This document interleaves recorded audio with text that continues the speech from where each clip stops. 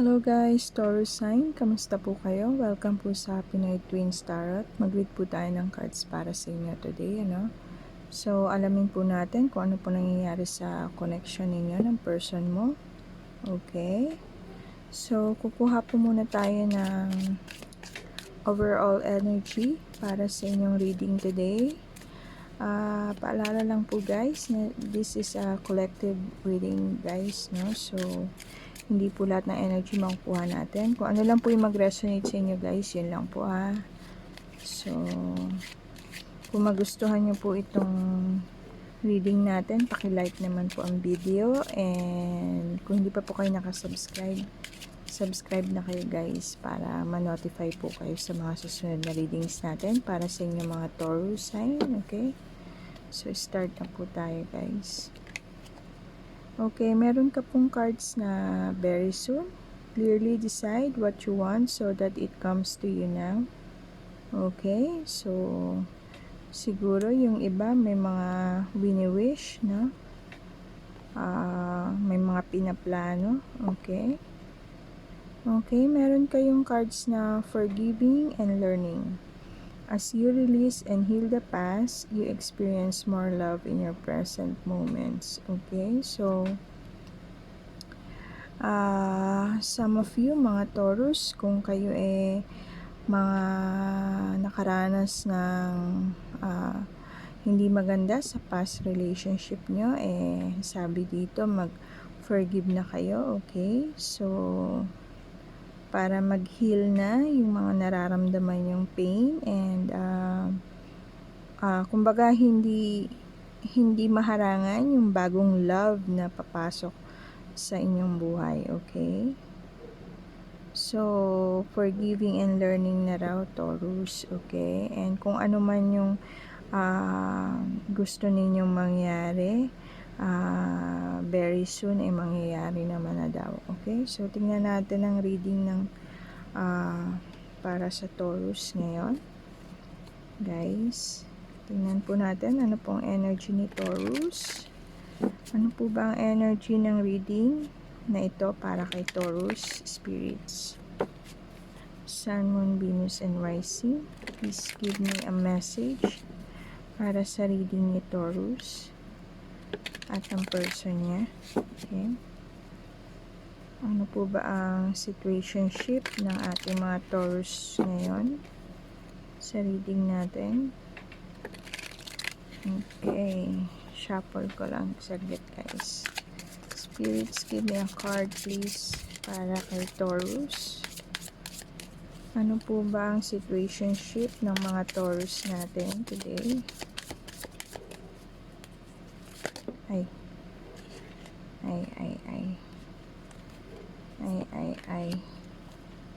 Kunin natin ito isang ay, dalawa pala yung bumaba. Okay, meron kang the Hermit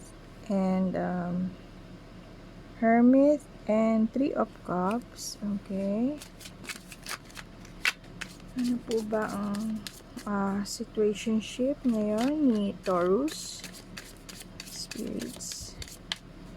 Just give me a card please. Spirits. Ano po ang situationship ni Taurus at ng person niya? Okay. Meron siyang Queen of Swords. Last card. Spirits. Give me one last card please. Spirits. Ano po ang situationship ni Taurus at ng person niya? Ano po ang situationship Taurus at ng person niya? Ayan.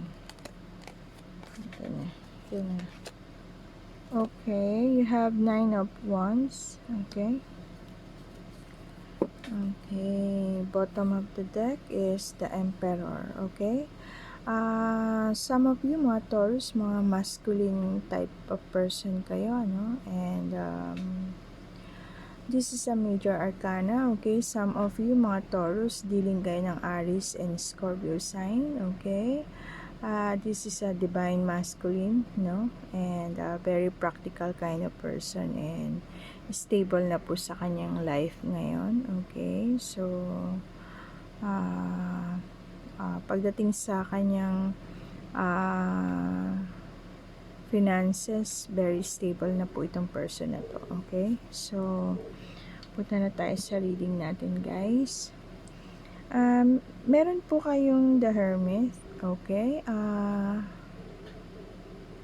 okay, this person po is okay. Some of you nag-withdraw na, no? Withdraw sa relationship, or maybe yung iba nag-resign sa work. Okay, okay, guys. I feel na some of you merong mga nakipaghiwalay na, no? Okay, and okay, so some of you dealing kayo ng mga Virgo sign and Aquarius, no? Mga Taurus. Okay, so pwedeng yung person nyo ay mga Virgo o di kaya Aquarius sign. Okay, guys, and meron po kayong 3 of Cups. Okay, ang 3 of Cups po this one is friendship. Okay, community, okay, celebration. Okay, some of you Taurus kasama niyo yung mga friends niyo, no? And nagse-celebrate kayo. Okay, so ano bang pinagse-celebrate niyo? Dahil nakipaghiwalay ka? Okay, pwedeng ganon. Nakipag-celebrate ka kasama yung mga friends mo dahil nakipaghiwalay ka na. Okay, and then okay, so meron ka pong Queen of Swords. Okay, ang Queen of Swords po, this person is okay, parang yung sarili mo lang yung iniisip mo ngayon, ano, guys? Nag-withdraw ka sa relationship mo and then nag-celebrate ka kasama yung mga friends mo. Siguro naglalabas ka ng sama ng loob mo. Okay, kaya naisipan mong makipag-party sa mga kaibigan mo, and then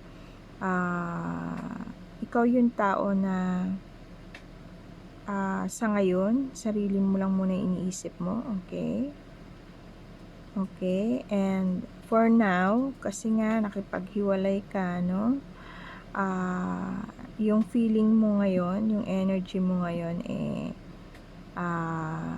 heartless. Okay, parang wala kang pakialam. Okay, parang hindi mo iniisip yung kung nasaktan mo yung person mo. Okay, maybe siguro kasi nga yun naman talaga yung feeling pagka nakipaghiwalay tayo, kasi nga 'di ba, parang ano ba, may galit, sama ng loob. So yun, for now sarili mo lang muna iniisip mo, and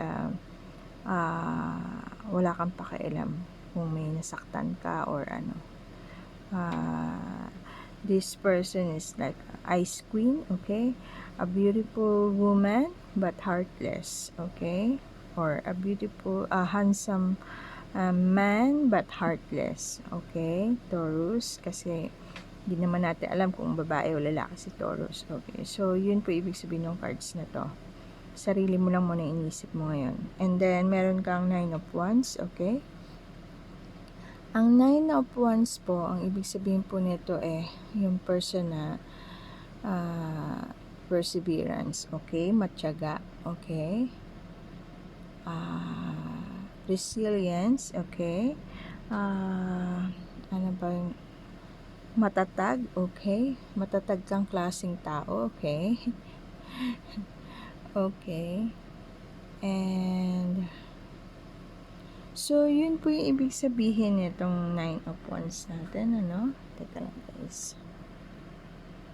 Okay, and 9 of Wands, pwede rin po na ano, for now, no, feeling defensive ka. Okay, so yun yung iyong energy, yun yung feeling mo ngayon sa situationship ninyo ng person mo, okay? So, I feel na ikaw, Taurus, nakipaghiwalay ka sa person mo, okay? So, siguro kaya meron kang forgiving and learning, okay? And, yun nga, nakapag-decide ka na, so, sabi dito sa energy mo clearly decide what you want, okay? Guys, so parang ano ba, nag-ano ka muna, parang give us a break muna sa relationship ninyo, okay? So, I feel na nasa pain yung pakiramdam mo ngayon, So, kumbaga, okay guys, wait lang guys. So guys, balik na tayo. Kukuha ako ng energy ng person mo, no guys. Wait lang, nahulog yung cards. Okay guys. So, kukuha po tayo ng energy. Alamin natin ang energy ng person mo. Okay, Taurus. Naghiwalay naman kayo. Tingnan natin kung anong energy meron ng person mo sa reading na ito. Okay. Spirits, ano po ba yung energy para sa person ni Taurus? Okay, mag-pull na tayo ng cards. Meron siyang Queen of Cups. Meron siyang Two of Pentacles. Okay, and meron siyang Two of Swords. Okay. So, yan yung energy ng person mo ngayon, Taurus. Okay, ang Queen of Pentacles po is okay, very practical itong person na to. Okay, and stable na rin sa kanyang kabuhayan. Parehas kayo, stable na. Okay, and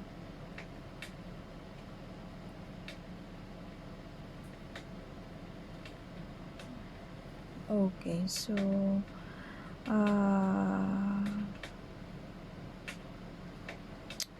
this person's very passionate kind of person, Okay, guys. And then, meron siyang Two of Pentacles sa energy niya, Ang Two of Pentacles po is, this person is very balanced, okay? Siguro, binabalance niya yung situation ninyo ngayon, Kasi, nakipaghiwalay ka naman sa kanya, okay?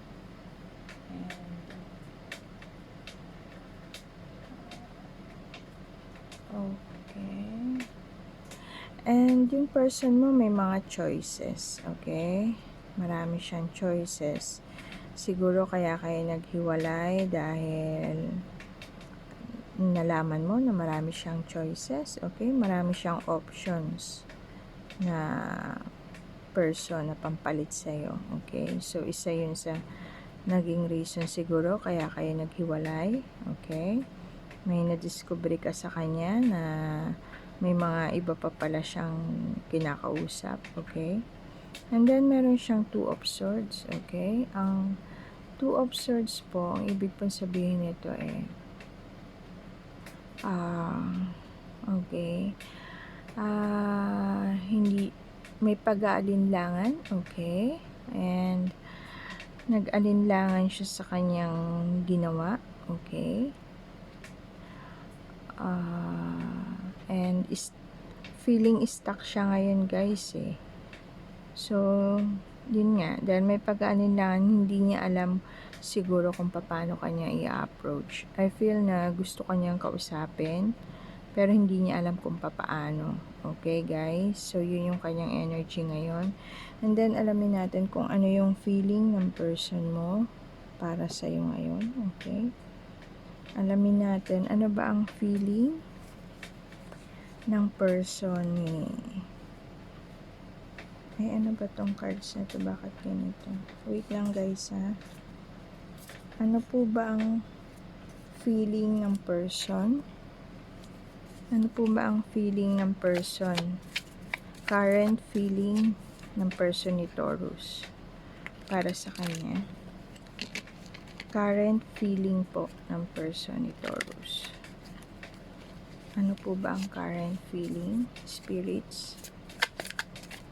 Current feeling ng person ni Taurus. Okay. Current feeling person ni Taurus. Ano po ba ang current feeling? Okay, isa pa po. Spirits. Current feeling po ng person ni Taurus. Okay. Tatlo naman tong cards na lumabas. Sige, kunin natin to. Meron siyang the Hierophant and Page of Cups and Nine of Wands. Okay. Ang Hierophant po is major arcana. Okay. Some of you Taurus, yung person nyo is Taurus, same sign ninyo, no? Taurus din, and Aries sign. Okay. So this person is very balanced. Okay, so yun nga, binabalanse niya kung ano yung sitwasyon ninyong dalawa ngayon, no? Hindi niya kasi alam kung paano kanya i-approach. Okay, siguro nakikiramdam tong person mo sa'yo, no? And itong person mo, very siya, traditional values. Okay, so matradition tong person mo na to. Okay, and ayun nga, meron kasi siyang gustong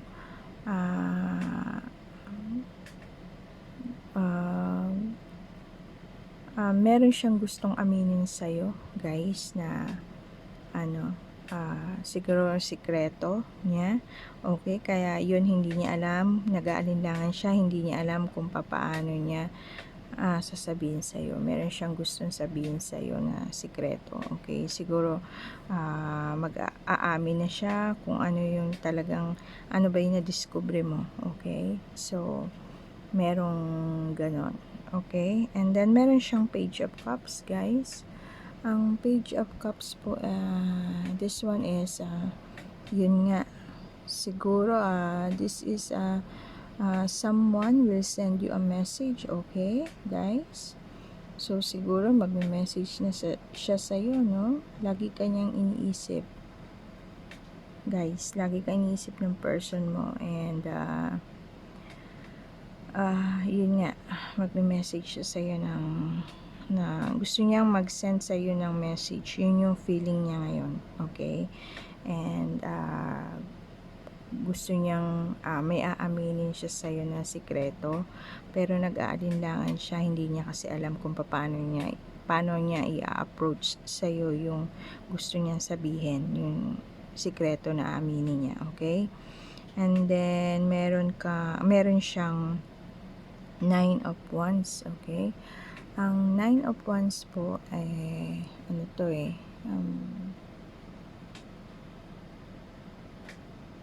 okay, wait lang, guys.